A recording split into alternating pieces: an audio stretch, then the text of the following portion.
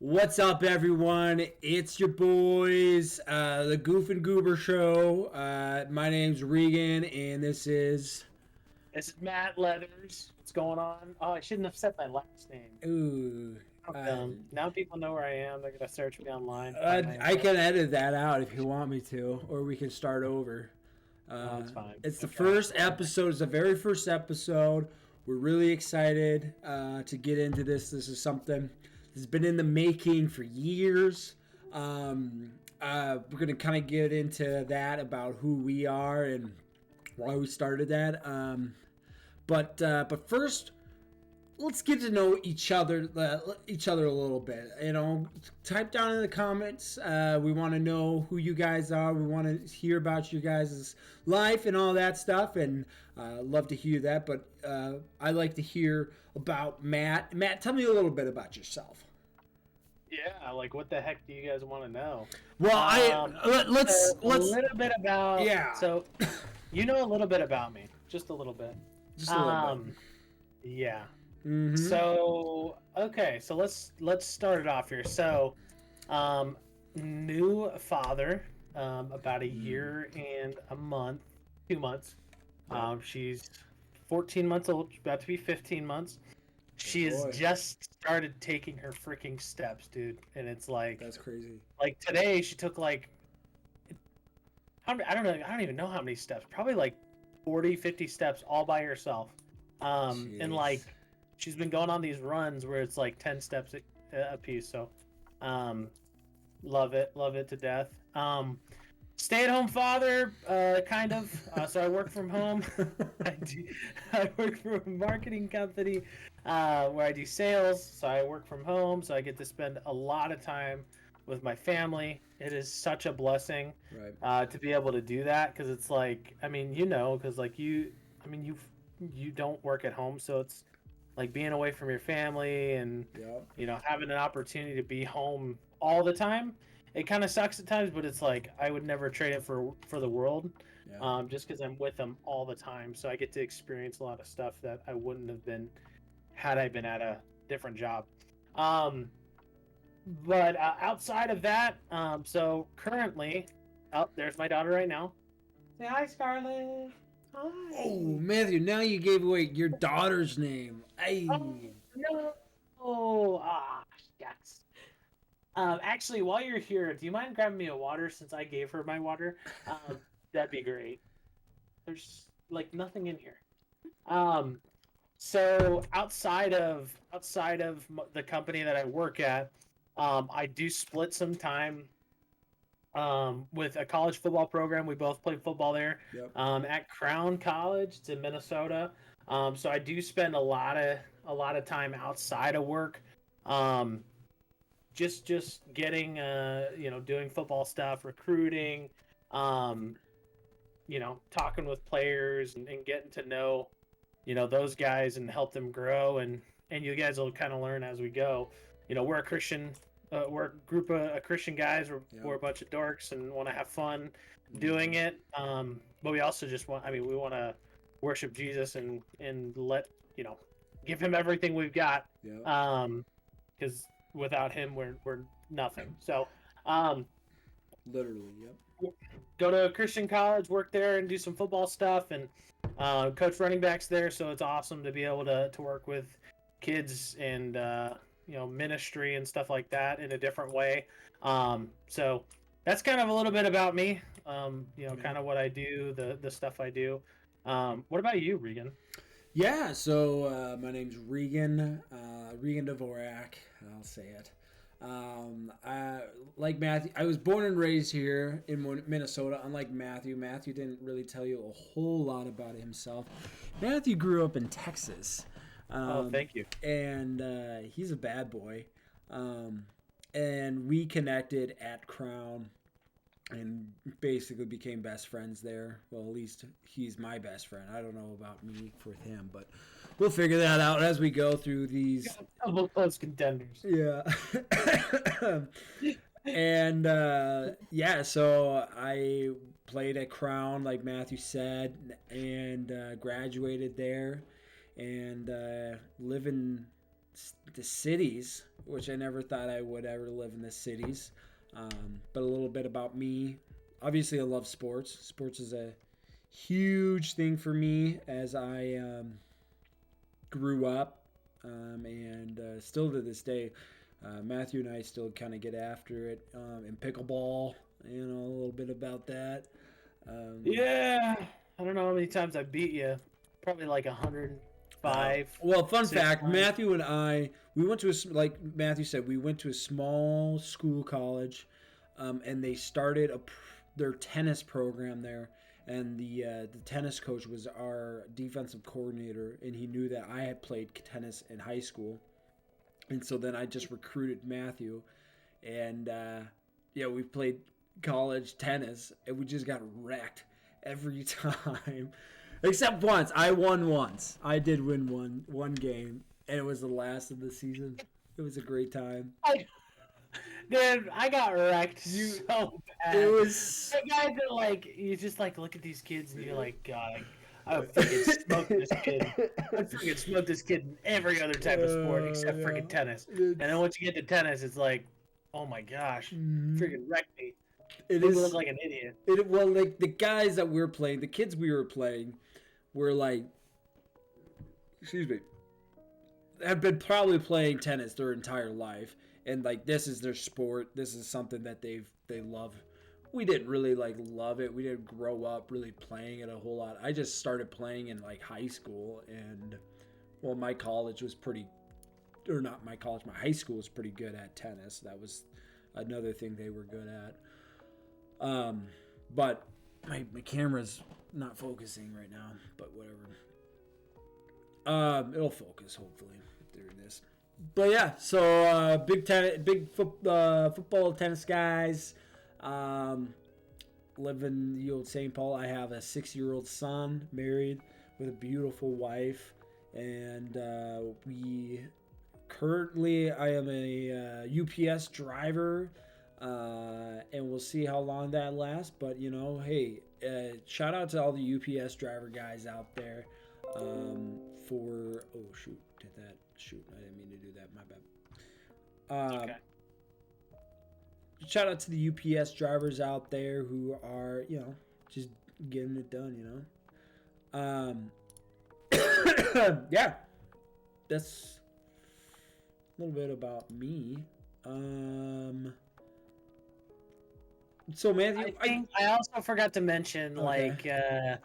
So there's a little bit of a disparity between Regan and I, just a little bit, because I know we were talking about sports and athleticism and all that crap. Yeah. I'm surprised you didn't talk about like our awards and achievements. Regan was he was on the football team. Yeah. And he was there. He was a very big contributor to our team. Unfortunately, he wasn't like anything special or anything. Like, if you go to my Twitter page, you'll see my 20-minute. There he goes. My 20-minute. Well, basically, what I was trying to say reel is that he never got the all conference award. Yeah, but I was an all-state guy. You know what I mean? I wasn't about that all conference, all national. You know. All state for college. Yeah, that's just me, man. That's just how that's how they do the awards. But you know, despite that, you know, he just never really was that kind of guy. But you know, I was one of those all conference type guys. Yeah. It's all right. Yeah. Not trying to brag, just wanted to make sure that was on the record. Be put out there what about our awards, and I do all of Matthew's taxes, so. Yeah. Thank you. You're welcome. Thank you. But yeah, we're going to talk to you a little bit about this podcast. So Matthew and I had started, you know, like we talked about, that we went to college together, and podcast was something that we wanted to do. So we actually had recorded a previous episode that probably no one has ever seen, except maybe one person. And I think that episode is lost forever. I don't know where it's at. But this is something that we we love doing is just talking and goofing around. If you know us from college, you know that Matthew and I are a bunch of goofballs, and that's why we kind of went with the Goof and Goober show. Because we think that kind of fits us there. But our podcast right now is pretty much just talking about movies. Matthew and I love going to see movies. We love checking them out. How many movies do you think we've gone on? We've gone to since we've been friends. Gosh, I'd be willing to bet at least 50 movies. We go to a lot of them. I remember because like in college we were in a small town and we didn't have anything else to do but go watch movies or just goof around. Really, that's really all we had to do. You get in trouble or goof? Well, I guess we both got in trouble. Yeah. I mean, I didn't really get in as much trouble as you did. You almost got like a super big fine. So I never got a huge fine. All I had to do when I got in trouble was read a book. So I mean, give and take. I don't know. We won't talk about that. That'll be for another. That might be another episode if you guys want in on that. But yeah, so sorry, Matthew, I guess, what do you expect out of our podcast, starting this whole podcast together? You know what? Right now, not if I'm being completely honest, right? Because the idea is like we already talk about movies and video games and TV shows like all the time, right? So, like my expectations to continue to do that, but just have the ability to let other people witness it, I guess, right? Have a good time with us. Because I think we do. Yeah, because I think we get into like, and we'll talk about this soon, but we have very differing opinions on certain things. Yeah. You like movies that I despise, and there's movies we do like together. There are movies that we do like together, but there are some movies that you like, and there's some movies that I like that you don't like, and vice versa. So, well, let me stop you there because there's some movies that you had no idea about their existence until I showed you those movies. Great example, yes. Hot Rod, and we are both big Hot Rod fans. And, huge Hot Rod. Yeah, jump in the pool tomorrow, boys. Jump in the pool tomorrow, boys. Come on down. And so that's a good example that I think you do the same for me as well. Yeah. That you're like, hey, you go check out this movie or whatever. Because I think you haven't seen Murderville, right? No, I've been told that I should watch it. Check it out. But that is on my list. I should check it out. I think it's hilarious.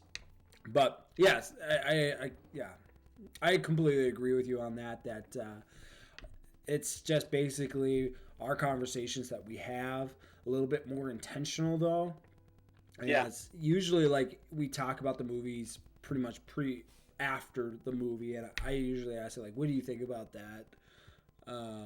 And kind of have a conversation. I mean, today we're gonna have that conversation, figure that all out. But yeah, we're just also, if you're listening to this, congratulations! It's episode number 1.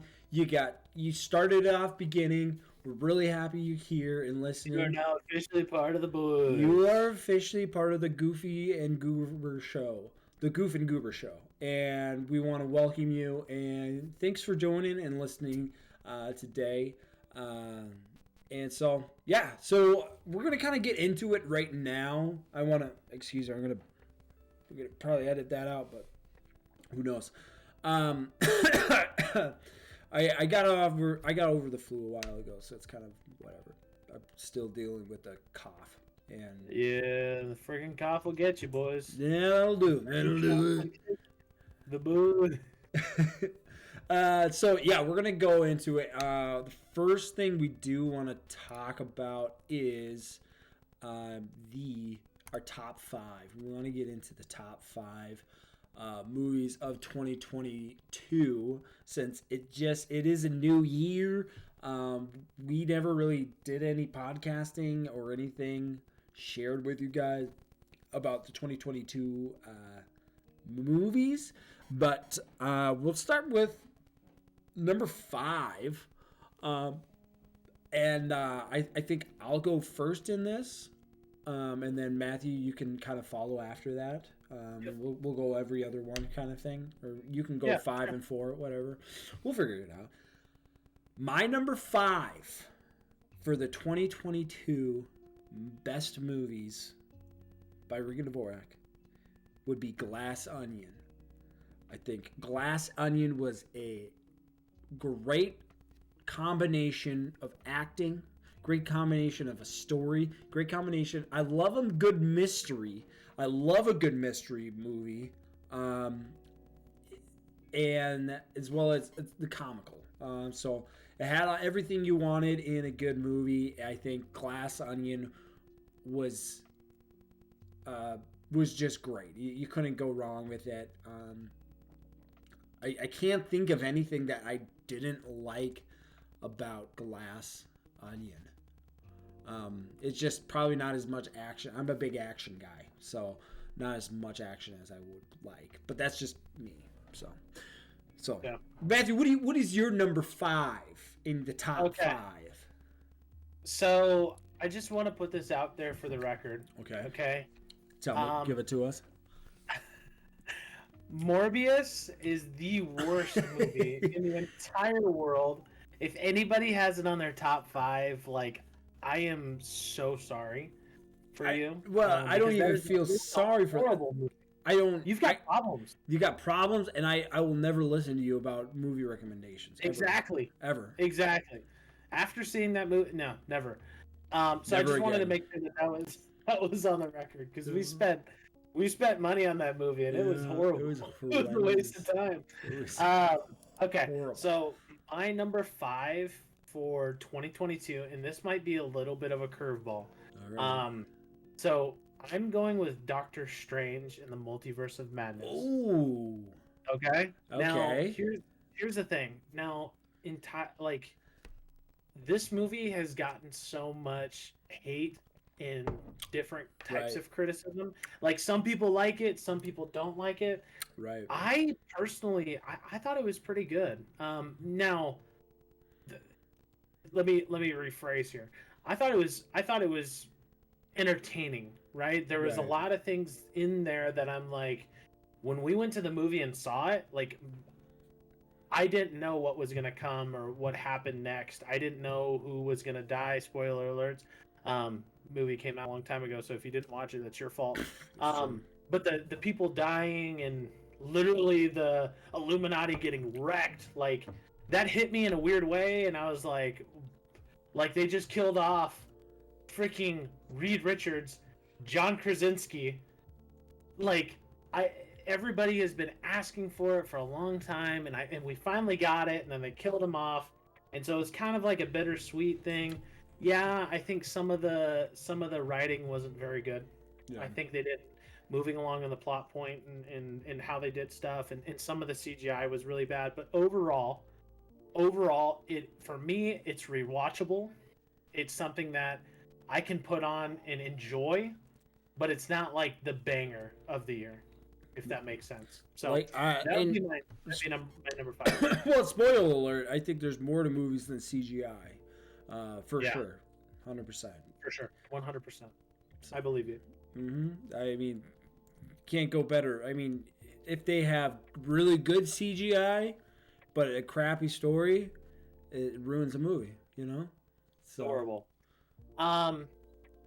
Yeah, so that's my number 5. All right. You can go ahead with your number 4 if you'd like. You want me to go with number 4? Go ahead. All right. My number 4 is a little bit more serious one. It wasn't very much actiony, but it got to me. I was crying at the end of it, and it just really touched me. It's like a biopic of a Stu. His name's Father Stu. And the movie's called Father Stu. Okay. With Mark Wahlberg. So, just like showing the story of this man, and it was just really well done. And it's one of the movies I'm going to look back and like, wow, they did a pretty good job of depicting what kind of happened in his life, as well as just what went on in his life. And so, yeah, I don't know.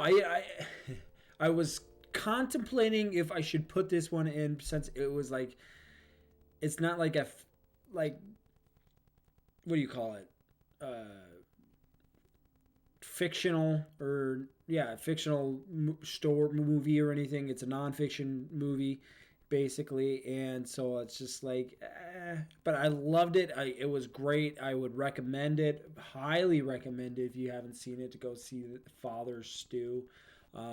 It's kind of a Lowell and Totem Pole. I'm kind of a guy who looks for the movies that no one really ever sees. Same thing with like my music, my artistic taste, I guess, is just something that is really good and no one's really ever heard of it, and that's usually where I try to find my niche. And I think Father Stew is that. I don't think a whole lot of people watched it, but yeah. Okay.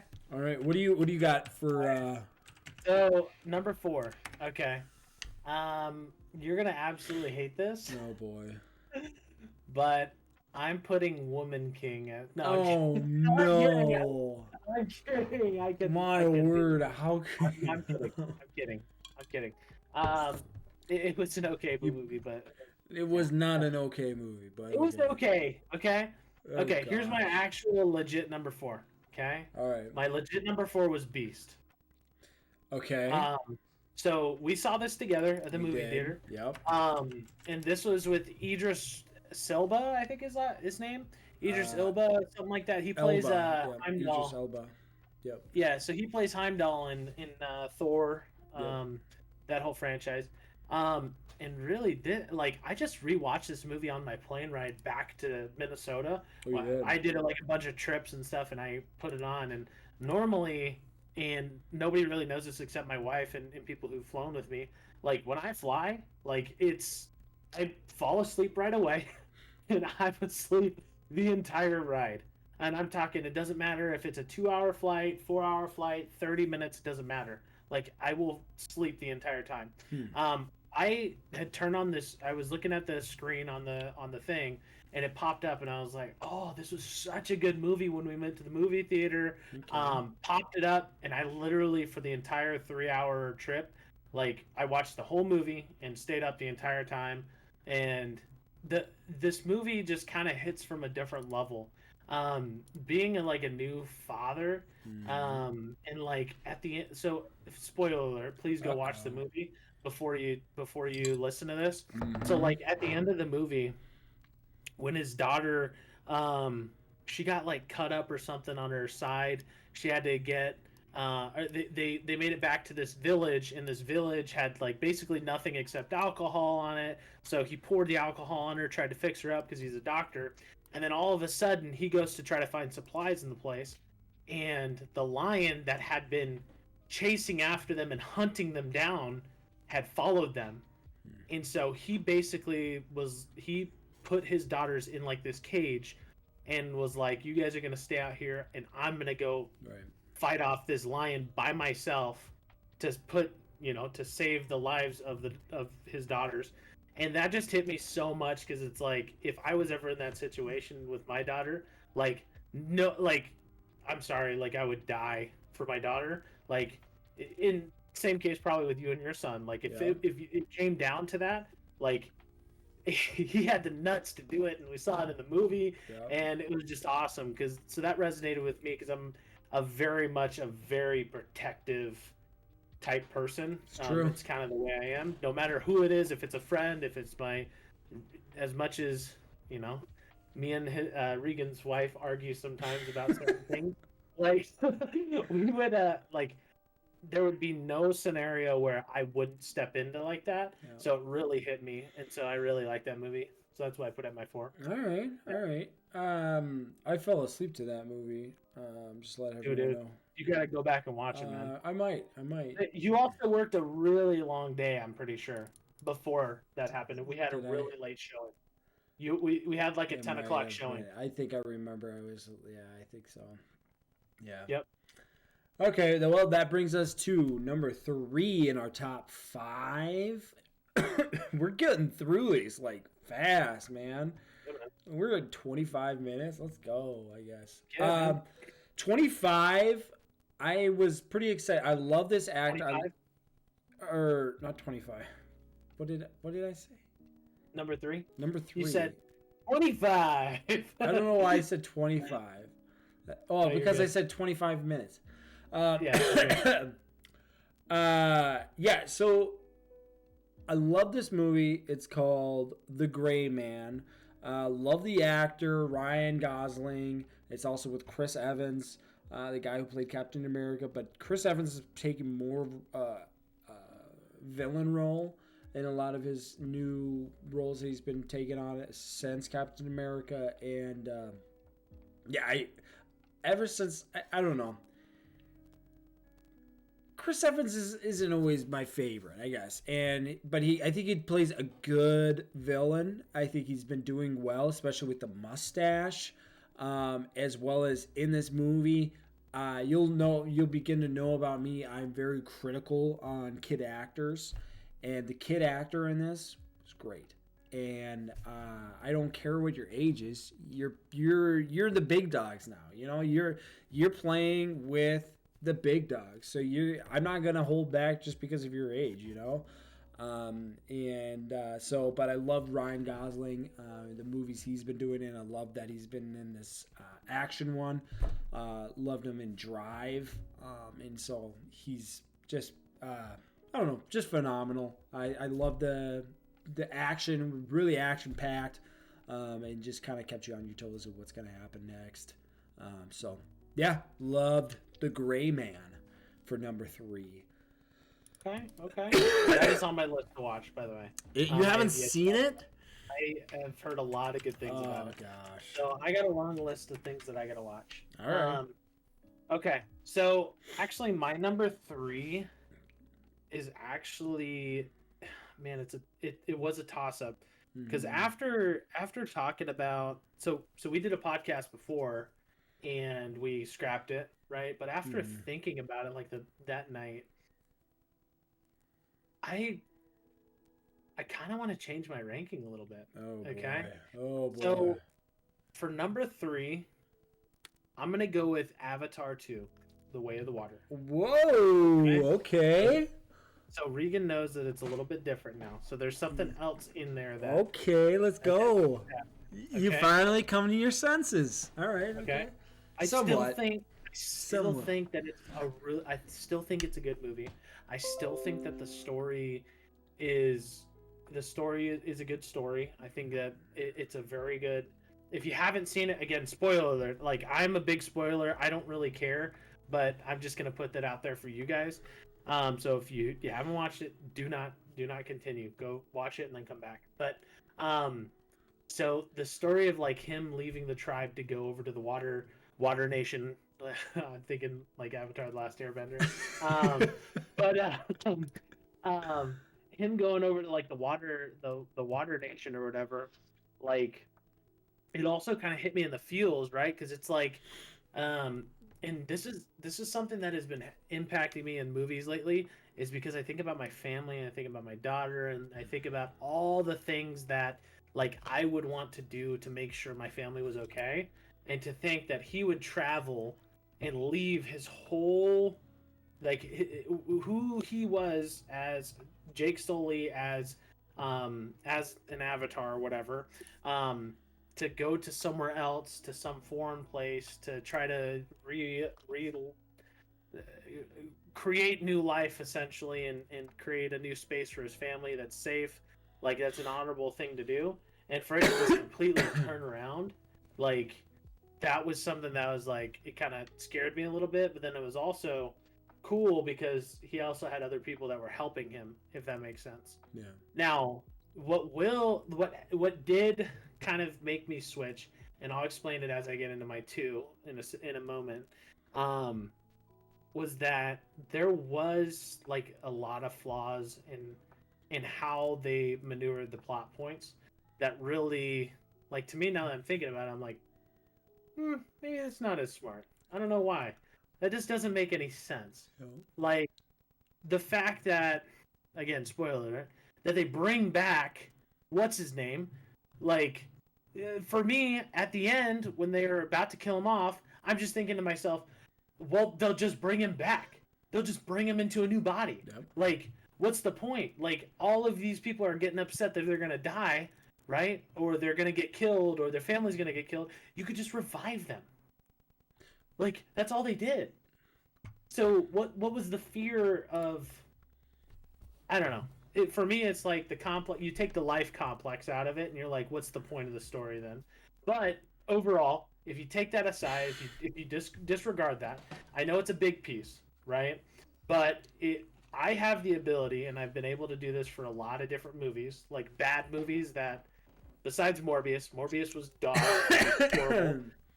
But you know that I've watched really bad movies, and I haven't always thought that they were horrible. I've always seen worse movies, but I've always seen the light in them. It's because I look past some of the dumb stuff, and I just think about the positive. So that's kind of the way I've been thinking.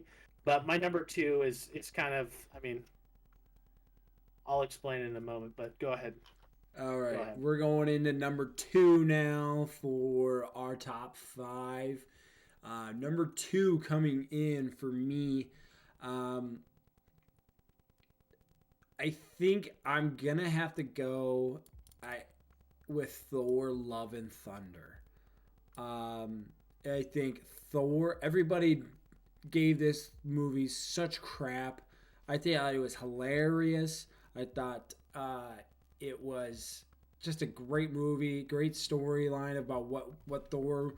You building character and what's going on with Thor, as well as Jane, and just building those characters up. There were some parts that it was kind of dumb. I would agree, but I think overall it still just made it a great movie. I mean, the kids weren't the best. Weren't that good, but they weren't like a big part of the whole kid thing. Acting, I will just say, you'll get to know Regan. Kid acting is such a big part. It is. I mean, if you're gonna have a kid act, he better be darn good. These are people that are paying millions of dollars. They could find somebody to actually act. It's like Anchorman 2. I was thinking about this. Anchorman 2 was pretty much ruined for me because the kid actor there was just bad. And I think they were trying to be funny in it, but in some ways it just ruined the movie for me because the kid actor was just bad. But okay. I don't mean to interrupt. I don't mean to interrupt your number 2, but I just want to explain. So, and this is just my thought, just so I don't ever have to explain it again. For me, kid actors, when they're supposed to act and their character is a kid, I have a little bit more lenience.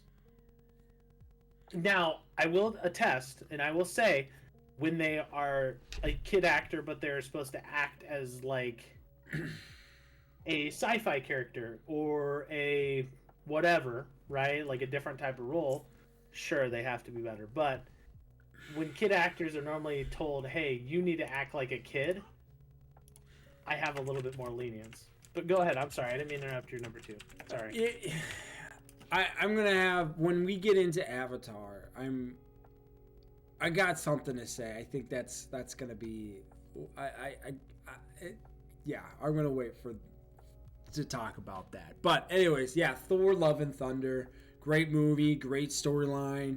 Really got you going about what's going on with Thor. Like I said, building the characters up, as well as kind of getting to know Thor more. And hilarious. The only thing, you thought also the Guardians of the Galaxy were going to be in there a lot longer than they were, than just like the 5-10 minutes that they were in there. But still, I think, it's still great to have them in there, other than just none at all. I think it's great, So, yeah. That's my number 2. It's an okay number 2.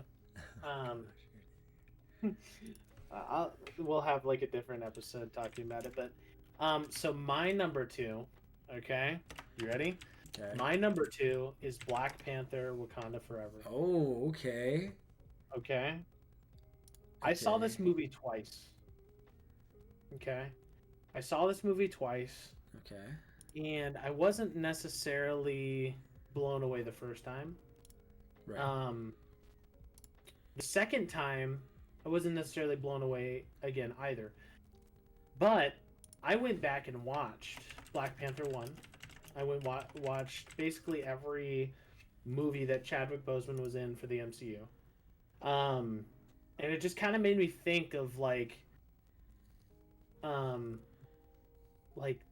the whole movie was, I mean, it really was a tribute to him and who he was and what he was about. And I felt that they did enough, and it made a beautiful exit of Chadwick Boseman from the MCU, because they had to do it. It's a difficult thing to do. They had to do it at some point, right? Or they had to figure out how to do it as best as possible. And I think the way they did it was extremely, extremely well. But then also, oh my gosh, what was her name? I'm gonna pull this up here. The mother of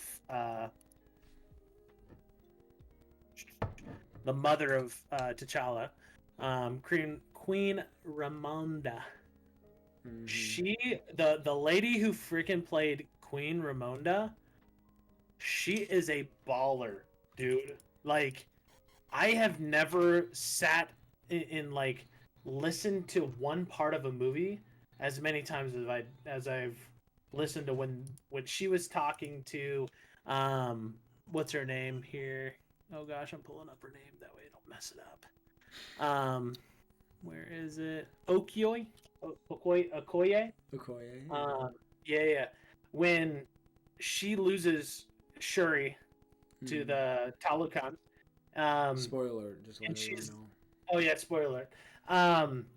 When she loses Shuri from the Talokan, and she basically stood up to Okoye and was like, "I am the most powerful queen in the world," or whatever, of the most powerful nation in the world, and I've lost everything. Something like that or whatever. Have I given enough or whatever? And that like hit me, and so I really think that Black Panther 2 brought out another, like, a different side of what Wakanda actually stands for. Like, you saw different things that you didn't get to see in Black Panther 1 or Infinity War. And I think really like resonated a little bit with kind of how like they treat family and how, you know, that how centered that is, if that makes sense. But also, like, freaking Namor was a beast. Like, he was a dude. Like, he made it super fun to watch. When he comes in to freaking when he comes into Wakanda and he's just boo boo boo boo boo boo and just destroys everybody, like, I thought that was super cool. He is probably my favorite villain. I think he's for sure gonna be an incredible villain. Yes, I think he's gonna play a big role coming up in like Secret Wars and you know, all that stuff moving forward. But yeah, he was awesome. He was cool. I think he's gonna play a big role. I didn't necessarily like how they treated Shuri in making her the Black Panther. I definitely wasn't expect. I knew she was going to be the Black Panther, but I was just. It's not that she's a woman. It's just it's different. I always feel like Black Panther's a man, and it, you know, when you see the comics and stuff like that, like never once was it like this small petite little girl fighting people, right? Like. Yeah. Didn't matter if it was the, you know, generations past. Like, if you look at all the generations, they're all these big burly men, like super big athletic guys. I think she brings a little bit of a different type of Black Panther, but overall it was good. It was good. I didn't like necessarily the one thing that I was like, man, this is like the biggest negative to the whole movie. Was Ironheart. Like her suit at the end, like come on. Like you could have done so much better. Like she looked like a freaking Power Ranger. Like that was my biggest problem. I'm sorry to interrupt you on your number 2, Matthew, but you interrupted me on my number 3, and I said it's about freaking time I fucking do something about it because I have been pissed off about you interrupting me. Okay, go ahead. The new suits they made in that whole thing with the warrior ladies and the freaking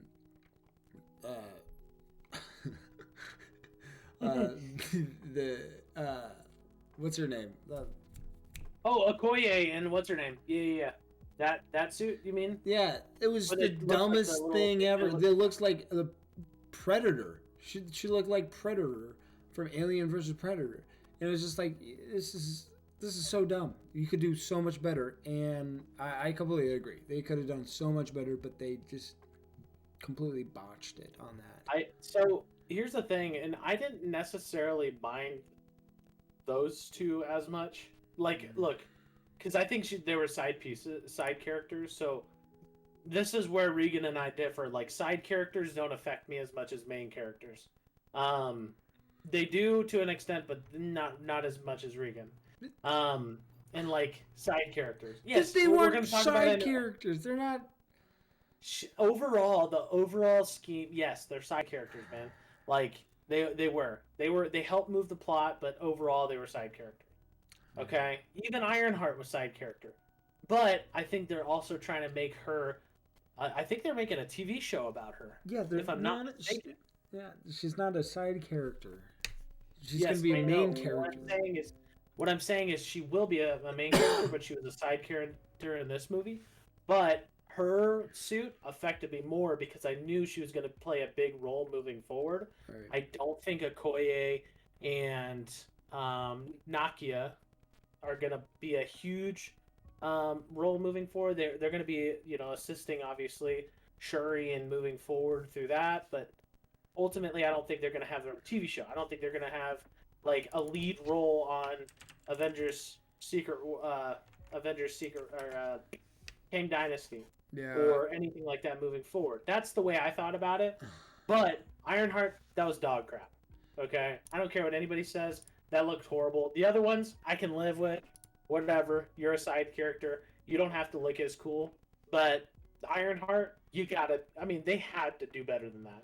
Well, like, she's using Wakanda technology, and like this Wakanda technology was able to make the Black Panther suit, and they made it so bulky and so weird, like you said, it's a Power Ranger thing, and it's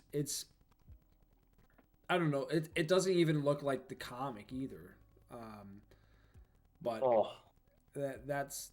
It's my number 2, but it's because I know we've talked a lot about it, but it is my number 2. There is a lot more good than I think bad in comparison to the other movies that I've watched personally, but it is good. I didn't think it was like bad or anything. I thought Wakanda 2 was good. I think it would have been a lot better if they had the what's his name?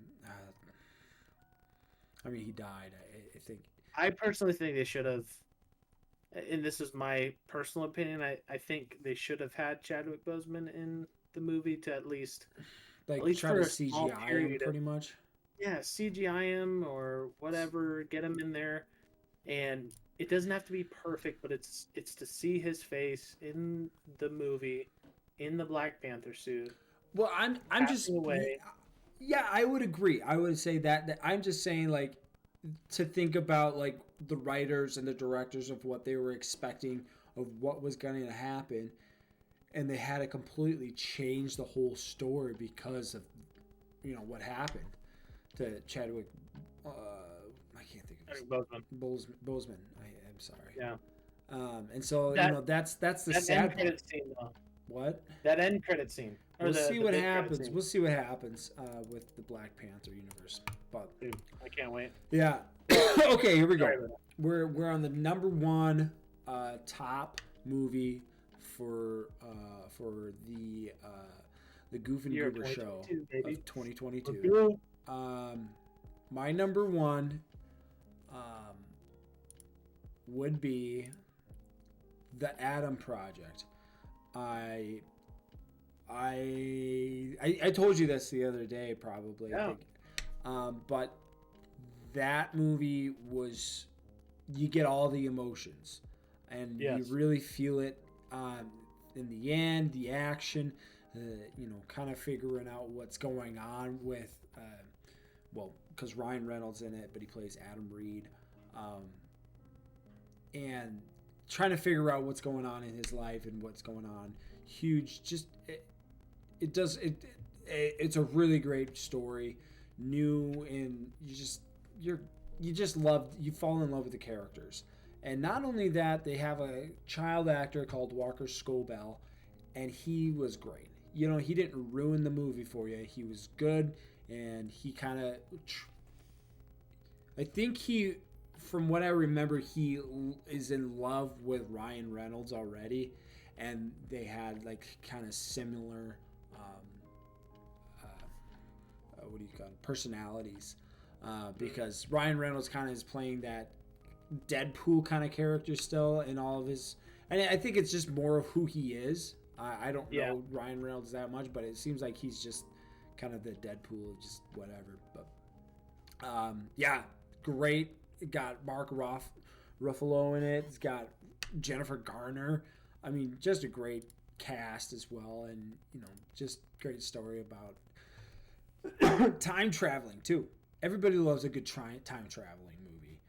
And so that is my number uno. Matthew, why don't you give us the big numeral one? So just so you know, Project is extremely high on my list. Like it could have been in my top 5. It could have been. Adam Project. Oh yeah. The Adam Project. It was so good. Super good. I will just say there's some funny parts in that movie that is just like, it's hilarious, because it's like, you see the kid, you see Ryan Reynolds, because they're playing the same person technically, and you're just like, holy crap, like that's the same person but different bodies. It was hilarious. So that's a good number one. Thank you, Matthew. Thank you. My number one of 2022 is Top Gun Maverick. Oh, Top Gun Maverick. Let's just make it simple. This is a fantastic freaking movie.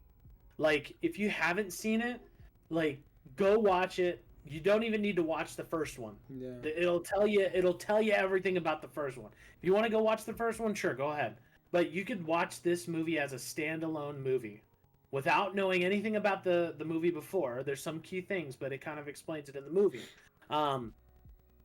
Miles Teller, Tom Cruise do a fantastic job at like working together in this movie and in creating the battle between them two, because in the movie, Tom Cruise, who plays Pete Mitchell, back in the first movie, he was the fighter pilot for Miles Teller, who plays Rooster in the movie. And so Rooster, his dad, was the wingman for Tom Cruise. And then a situation happened where basically in the first one, Goose dies. And so there was a big like internal battle between Tom Cruise and Miles Teller's character, and you could just feel the tension the entire movie. What are you laughing at? You're just giving us the whole story. Spoiler! Hey, I said it. I said it when we first started. I'm bad about spoilers, but this movie's been out for a long time. If you haven't seen it, it really is your fault. Yeah. Right. But we could put like a spoiler warning at the beginning if you want, and like tell people. We'll find out. But I'm telling you why I like the movie and why the movie resonates so much. So the tension between them two was all like a really big part of the movie. Like you could feel like the tension as we sat in the movie theater, like you could feel it. And it was almost like, for me, it was almost like Tom Cruise. He was the father figure for Miles Teller's character, Rooster. Like, he grew up and helped raise that kid throughout the military or whatever with his dad, and it was, you could feel the tension throughout the movie. But I will say also, the stunts and the stuff that they did in the movie, dude, like, it was awesome. Like, when you find out that they actually flew the planes in that movie, like, you have such a different appreciation for the movie. Tom Cruise, although I don't like all of his movies, I'm not a huge fan of all of his movies. You're not a fan of Scientology? Yeah, I mean, whatever. I will say, this guy has got some guts.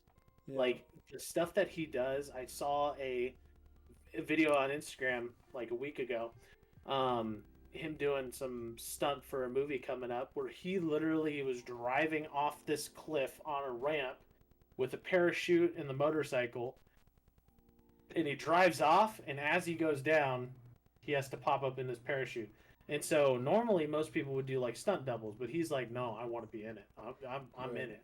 I'm doing this. And so it makes the experience that much better. So there really isn't much much more I can say other than this is a fantastic movie. It definitely does hit a number for me for all the movies I've ever watched. It definitely goes up there. It's not because I even watched the first one. The first one I find actually pretty horrible. It wasn't very good, to be honest. Like, I think Tom Cruise was kind of cheesy in that movie. Yeah. He did a lot of just staring into the camera and smiling and doing this weird little head nod thing. But it was a great movie. I definitely recommend it. If you haven't seen it, go watch it. And I promise you, if you don't come out without tears on your eyes, or excitement to see it again, or punch me in the face, but it's a good movie. Well, all right. Wow. Fantastic. We got through our top 5s of 2022 movies to go and watch. If you guys liked what you heard, or you have some different views, why don't you let us know down in the comments. We'd love to hear it and tell you why you're wrong. Yep. That's okay. Everybody can be wrong sometime, and that's all right. But that is going to move us into one specific movie we're going to talk about. It made your top 5, and we're going to talk about that today. We're going to be talking about Avatar 2, the Way of Water. And this whole, I'll kind of give you a brief. So Jake Sully lives with his newfound family, formed the extrasolar moon Pandora. Once a familiar threat returns to finish what was previously started, Jake must work with the Neytiri and the army of the Na'vi race to protect their homes. Directed by James Cameron. Writers include James Cameron, Rick Jaffa, and Amanda Silver. Bringing back a lot of the original cast with Sam Worthington, Zoe Saldana, Stephen Lang, Sigourney Weaver. Also bringing on Kate Winslet. Bringing on Jermaine Clement. Who's some other big actors that came out of this? New actors that they added. The Spider guy. Don't even get me started. As you guys might know, this movie for me was not I was not a big fan of. And we can get into that a little bit. But Matthew, you made your top 5. Mm-hmm. obviously. So you liked it. There was some things that you kind of changed your mind a little bit since the last time we talked, but before it was in your top two, Yep. and it made your number three. Um, why why change it up? Why was I mean, first off, I'd like to ask like why was it in your first like at the beginning in your first top two, and then why change your mind? Yeah. So I think, and this is, you ever go through like like you ever watch a movie and you're like on a high for that movie or that franchise? Mm-hmm. Like we watched for Christmas, we watched Harry Potter: The Sorcerer's Stone. So it got me on a Harry Potter crave. So I watched all of the Harry Potters, Fantastic Beasts, Dumbledore.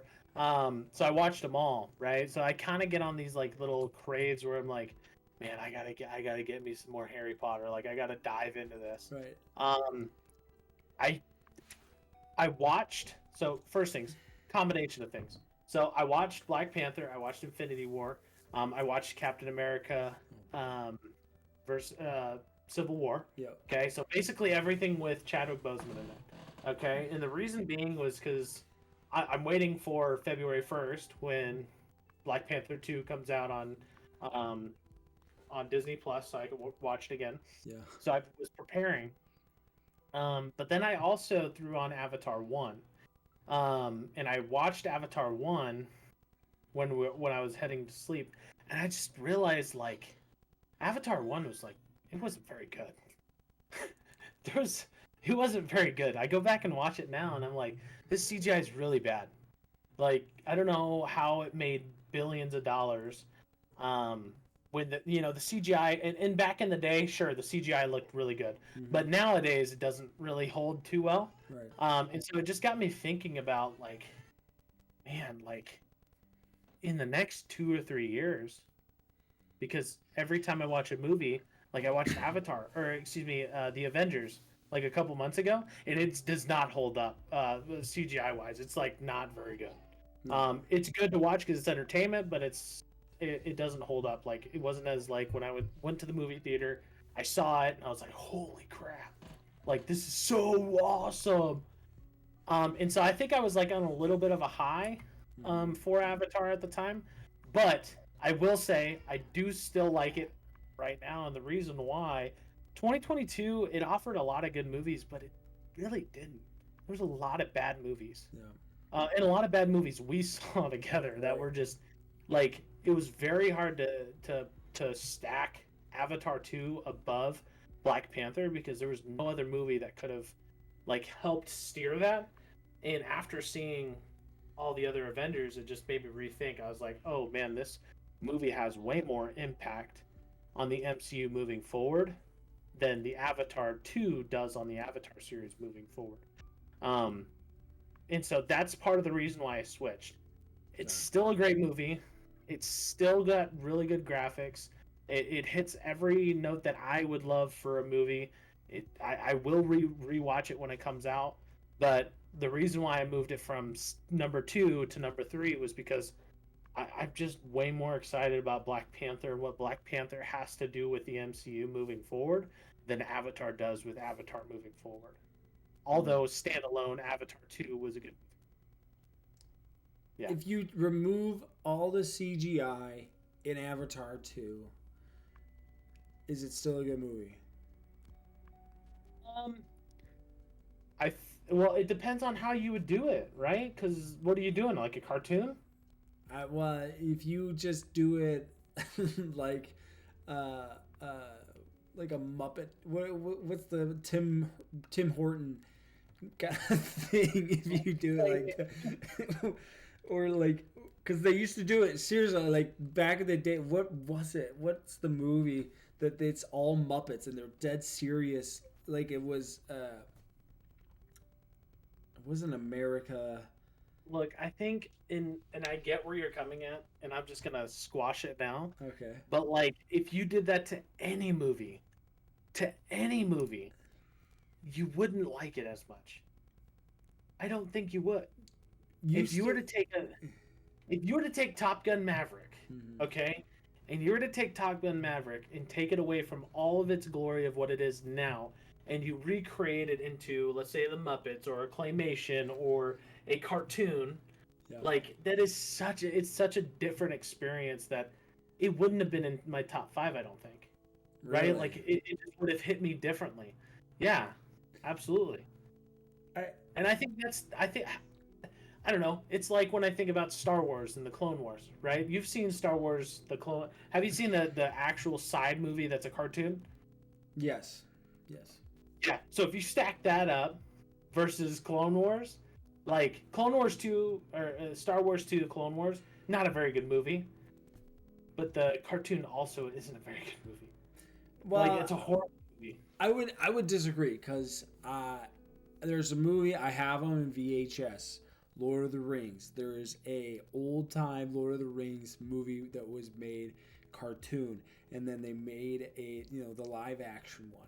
And I love the cartoon because it's corny and it's just fun and it's hilarious to me. I mean, they were being serious, I think, at the time, but it's a good move because I just think it's funny the way they made it. They did a bunch of different things of like animation, and it was kind of revolutionary actually at the time when they made it. But yeah, I think if you take away, I think if you take away the CGI in Avatar 2 and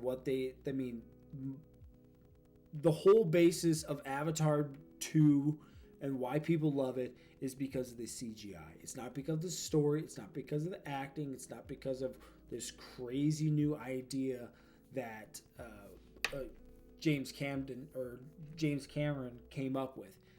It's just because of the CGI that people love it. And that to me is very thin, because just like he stated, if you go back and watch Avatar 1, it looks like trash. And it's a bad movie now because it looks like it's like an iPhone. Back in the day, iPhone 5 was a revolutionary phone, but now it's just a piece of trash that nobody wants. And so it's just the basis of this movie is it's just not good, because there's more to a movie than just CGI. I would agree that the CGI in this movie is incredible. It's breathtaking. I'm not saying that it's not. I'm saying yes, but there's more to a movie than the CGI. There was actually parts. I was going to say this. I didn't tell you this actually last time. There were parts in the movie that, because the way they recorded the whole thing, all the actors were actually underwater.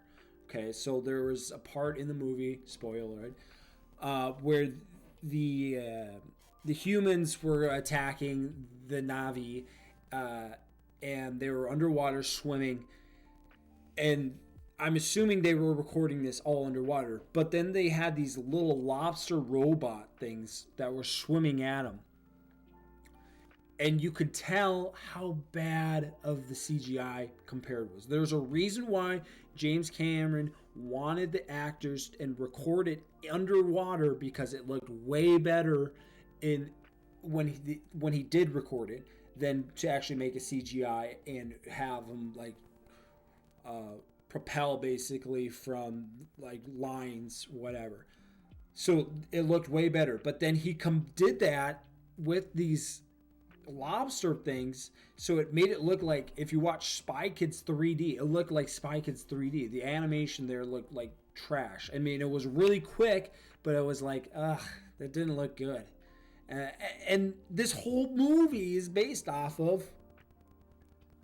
CGI. And so to me, that was a big thing. But that's not just the thing I didn't like about it. There's other things like I guess let me ask you this. So in the movie, right? Like obviously everybody had to make a choice, right? Like the directors made the choice on why they went a certain way. Yep. Story went a certain way. Yep. Okay. So when we look at the movie in its entirety, right? Like we look at the graphics, then we look at the story, we look at all of that, right? Like that's how people are driven to the movie, right? Like the graphics are a big piece. Because if it wasn't, then like who would go to it, right? Like especially nowadays, right? Like we got to think about like the generation. Like that's how they get people in the door, right? Because that's how they make the money. But what I was gonna say is how, as a director who has to make these choices of appealing to, I would say the large portion of people would care a lot about the graphics, and the story can differ a little bit or not be as good. How would you as a director take that next step as to, because it costs money to do graphics and it costs money to create a story and to find the right people to tell the story. So how would you take that next step to be able to say, you know what, let's cut back on the CGI, right? Let's focus more on the story and let's be story driven moving forward. Like how would you make that type of decision knowing that your main audience is driven by graphics and seeing what they can see in the type of world that they're creating? I think when you're looking at graphics, there's good equilibrium. You can really look. I mean, James Cameron is not just a new director. I mean, this guy has been doing it since the 70s, maybe I think the 80s. The guy made Terminator. He did Titanic. He did Aliens. The guy knows what to do. It's not necessarily the people are coming here just because James Cameron is all this graphics CGI guy. James Cameron is. They come to Avatar for it though. What do you mean? Like when they originally sold Avatar, they originally sold the graphics like as the big piece, right? Like this is the experience you have to make in the movie theater to be able to see and experience what it's like to enter the world of Avatar. Yeah, I think that's just completely baseless. Though, because there's, like I said, there's not like you'll make good money now, but it's not going to be good. Like you said, we watched it and it's just bad. I'm not somebody either. I should have told you this too. I don't really go back and watch movies a whole lot. I usually just watch one movie and be done. If I watch the whole thing, if I didn't watch it, I'll rewatch it, try to, or at least fall asleep. Because I fall asleep pretty easily to movies. But like, not even that. I mean, even within the Avatar 2, I'm going to talk about this now. The acting. I mean, you brought in a lot of good actors like Sam Worthington, Sigourney Weaver, Kate Winston, Stephen Lang, Zoe Saldana. I think a great ad. I love this actor is Jermaine Clement. Loved him in Flight of the Conchords. And seen him kind of grow as an actor actually has been really good to see that. But the child acting in this was horrendous. And these aren't like, like 12-year-old kids. These are like 18, like technically adults, kids playing teenagers. And the worst of it was, spoiler alert, Sigourney Weaver plays her. I think we're gonna find more about Kiri in the next films of who she is. And finding out that she's actually just a clone of what's her face, just made into someone else. Yeah, a Navi, but she's playing a teenage girl, this older woman who's 60s. She's got to be in her 60s. She 73? 73, yeah, there you go, yeah. Trying to play a teenage girl. I think that was a horrible mistake. They should have gone with an actual child or teenager at least to play that, because it was just bad. She said she would watch kids and really interact with them, but it just like I didn't buy it. I didn't really buy that at all. Spider was the worst. I don't think anybody likes Spider. But here's my point with kid actors. You stated Harry Potter. What's his name? Daniel Radcliffe was 12 years old when he started recording Harry Potter. That was an incredible... It doesn't take much to... That's a good actor. That's a good child actor. He's 12 years old. These kids are 18. The kids there are 18.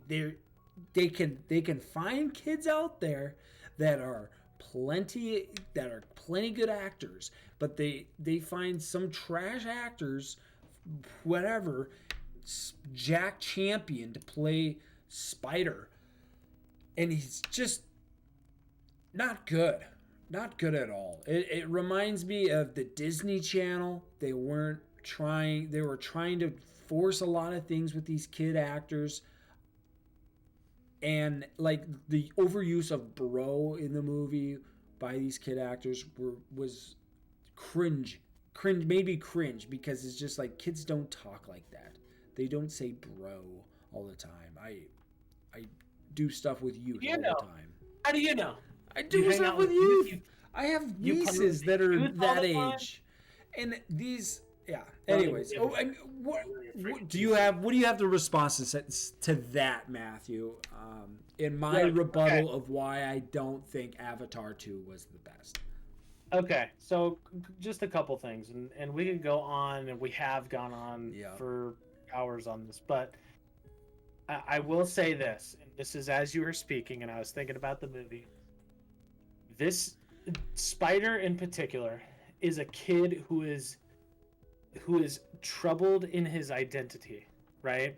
So he's a person he is a human, but for his entire life, he has lived and tried to acclimate into the Na'vi, right? So if you imagine like a kid who, like, he was homeschooled his whole life, right? And then he goes into public school. He is extremely weird. He is so different. You know all about it. You're homeschooled. I'm kidding. But I was, yeah. he's a kid who he's trying to fit into a place that is so far beyond his, how would you ever be able to try to live in the Na'vi world and do it as a human, right? So he is trying to acclimate into it, which I'd be willing to bet. And if that's what they were trying to sell, I agree, right? Because they sold it to me as this is a kid who doesn't have a father, who doesn't have direction in life, who's trying to live a part of something that he shouldn't be. He really shouldn't be living in the Na'vi world or really experiencing that, to be honest with you.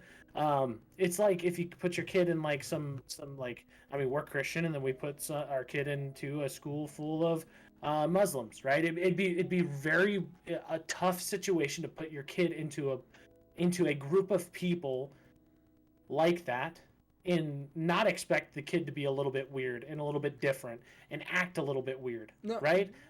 But no, yeah, you can. That is a great selling point for the whole premise of Spider is that he never grew up outside of Pandora. He's always known Pandora and the Na'vi. He's been a part of the Na'vi, and yes, he's different. He's different, but he is a part of the Na'vi, and that's the other thing I didn't like, is that he completely betrayed the Na'vi, and the Na'vi. I don't know that. Well, and you go back and watch, he didn't betray the Na'vi. He was saving his life. He, like any person, like he's gonna get himself killed to help his friends, or he was gonna kill his friends. The only people that were accepting of him were the Na'vi, and then he was told about his own race and how horrible they were, and then those people captured him, and then he's fighting back of trying to take information from him, and he's fighting them back. But then all of a sudden he's like, "All right, fine, I'll show you where they're at." What? No. Yeah. I don't think you remember the movie. Okay. Gosh. So here's what happened. Okay, and we can, spoiler alert. Here you go. So here's what happened in the movie. Okay, Oh, so Spider was actually splitting time with the Na'vi and the humans, right? Because at the beginning of the movie, he was looking at the Na'vi in the tube, right? But there was also humans there. So he was splitting time with the Na'vi and the humans. That's how he got the oxygen packs. That's how he got the mask at the beginning of the movie. Yes. So that he splits time with them. So I think we both can agree on that. Now, No, I don't agree with that. We agree. You just agreed. No, he doesn't. It's not that. half and half. It's split between the human. No, the majority of his time was with the Na'vi. The majority of the time, but I'm saying it's split. I'm not saying it's an exact 50-50. I'm not saying it's a 60-40. I think it's a 90-10. The only reason why he would go back is for his pack thing to keep him so he could still breathe. Maybe. I don't know. I don't think that was the case. We would have to rewatch it in order for us to make that decision. Now, but if you don't remember the movie, I'll let you know. Okay? So he didn't just like throw his people under the bus. He had a Na'vi, and they were hurting the Na'vi, and they were about to kill a Na'vi before he decided to say something. Yes, that's what happened. No, you're thinking of when he was captured and then they were about to kill a Na'vi and he decided, no! That's not what I'm talking about. That's where they were burning the village. I'm not talking about that. I'm talking about when they first trapped him, took him back, and they were about to kill one of the brothers or sisters or whatever. That's what I'm talking about. When he got captured and they brought him back to the facility? They brought back two people. They brought back the girl, and they brought back him. No, there was only one person that was brought back, and it was Spider. I don't think so. Yes, I think there was one person. I think there was somebody else there, and he didn't. No, Matthew, he didn't give their coordinates until somebody started to get hurt, and that's something. We got to go back and watch it. I'm just saying, we're all talking about something, but we don't remember. All I'm saying is, watching the movie, he never just was like, you know what? I'm just gonna give out the information. That's literally what happened. That's not what happened. He was fighting it at first because they had like this machine thing to read his thoughts, and he's like, no, and they were about to kill him, and then his dad, whatever his name, Quaritch, came in and was like, oh, hang on, let me go talk to him. And then he did like a little talk. He said, hey, why don't you come with me, basically. And then basically you could either watch me kill him or you can just tell me where they are right now.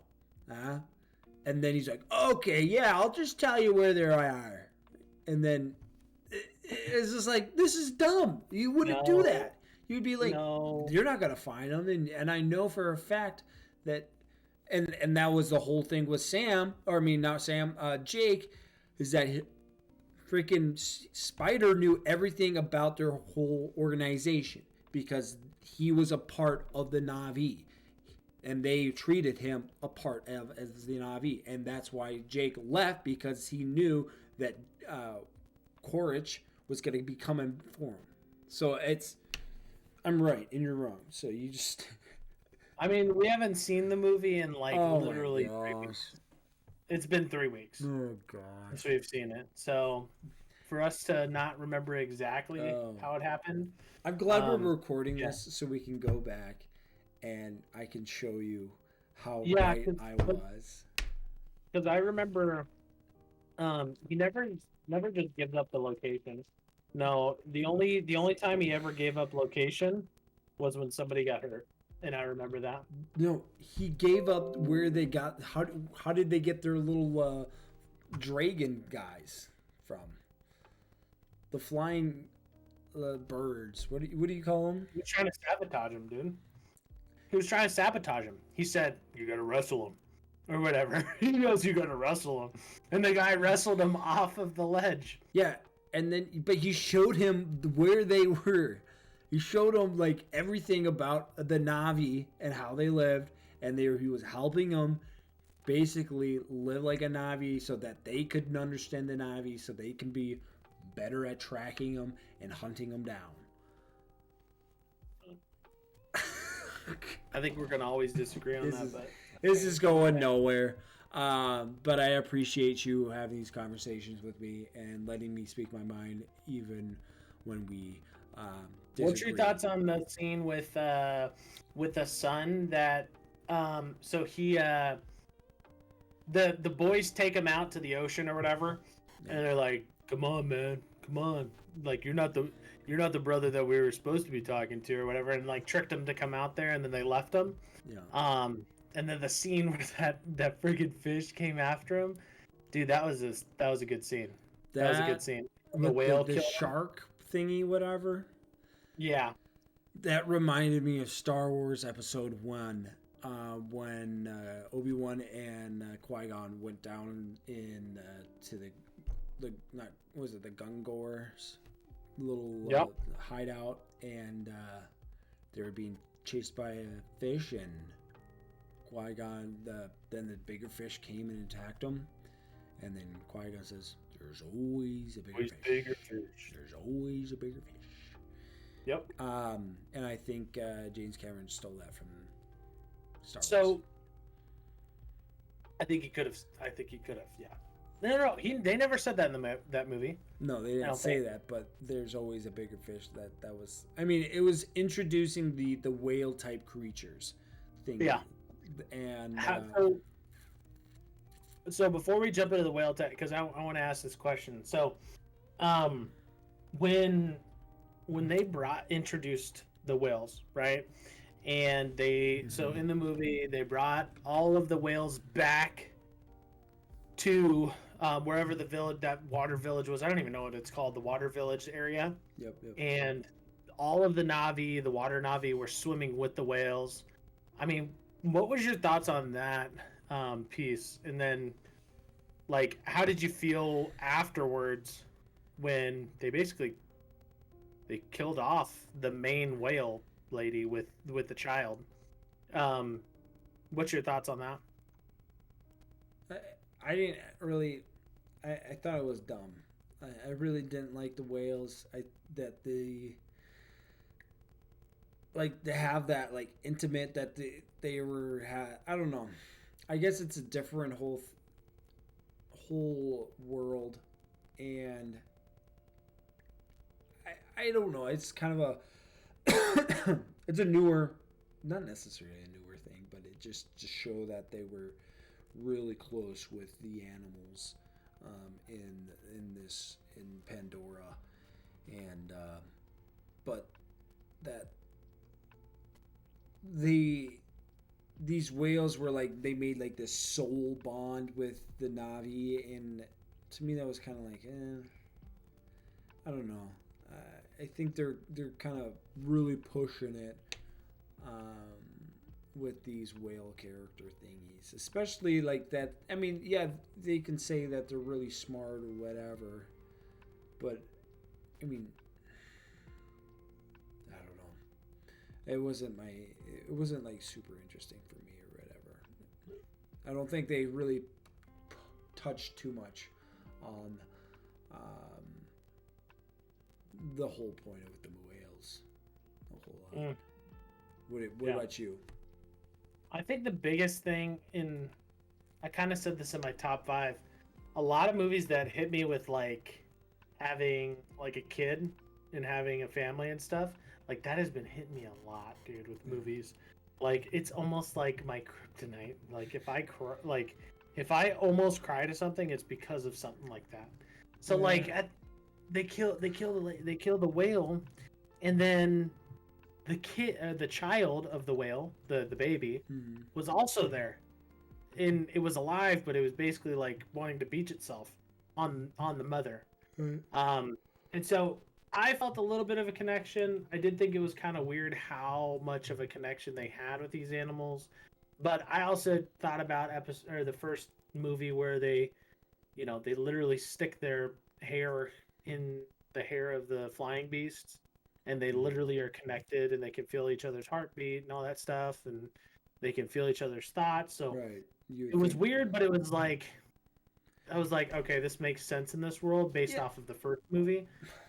But like that, but I would think with that connection, you would have a bigger spawn, and you'd be able to talk with that animal, actually talk to that animal, than to actually have this other animal, and you'd be able to just talk to it and then have a bigger bond, technically a larger bond with that animal than the animal that you like connected with, because Jake's in one of the movies, his creator, whatever, flying bird, whatever thing you call it, flying dinosaur, died. Yeah.